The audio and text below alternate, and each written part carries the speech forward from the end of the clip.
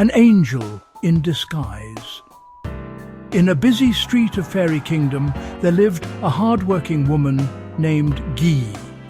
She spent her days at her job, sorting endless paperwork and tackling tasks with determination. By evening, all she wanted was to get home and rest. One Friday, after a particularly long day, Guy rushed to the terminal. Her stomach grumbled and her feet ached. But as she arrived, her heart sank. The lines were endless, stretching out like the tail of a mighty dragon. People shuffled forward, tired and impatient. This is going to take forever. The lines are always like this. I'm Aya. You look as tired as I feel. Hi, I'm Guy. Yeah, this line feels like it'll never end. There's another terminal nearby. It's quieter, and they always have more vans. Want to check it out with me? Guy hesitated.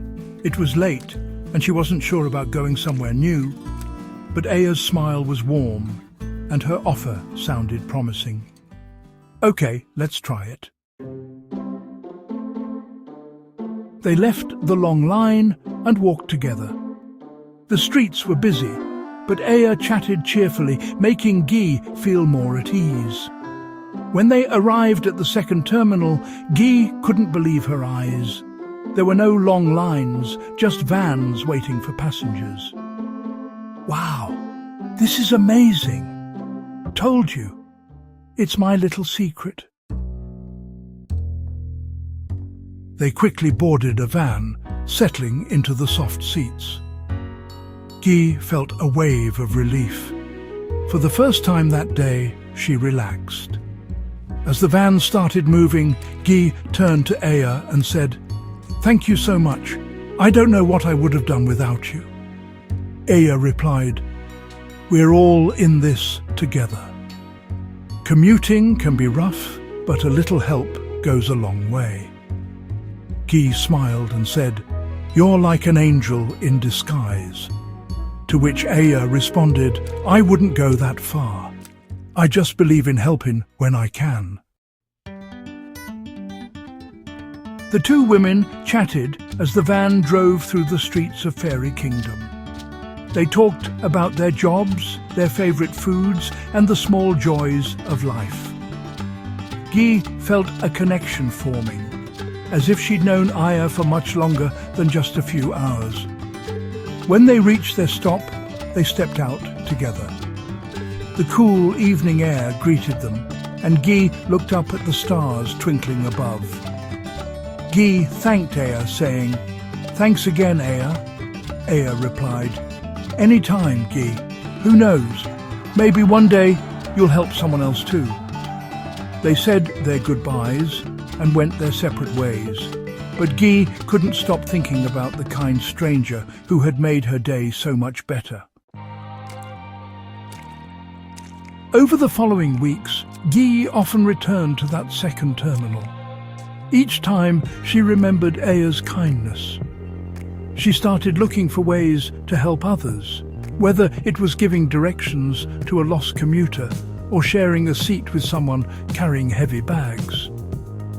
One evening, as Guy waited for her van, she noticed a young man looking frustrated and lost.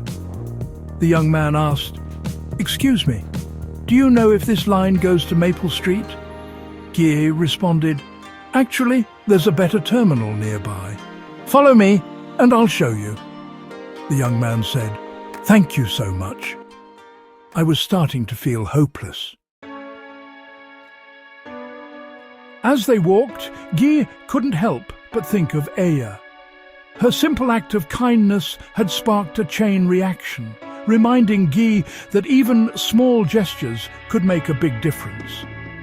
When they reached the quieter terminal, the man looked around in amazement. He exclaimed, "This is perfect! I'll get home on time now. Thank you again."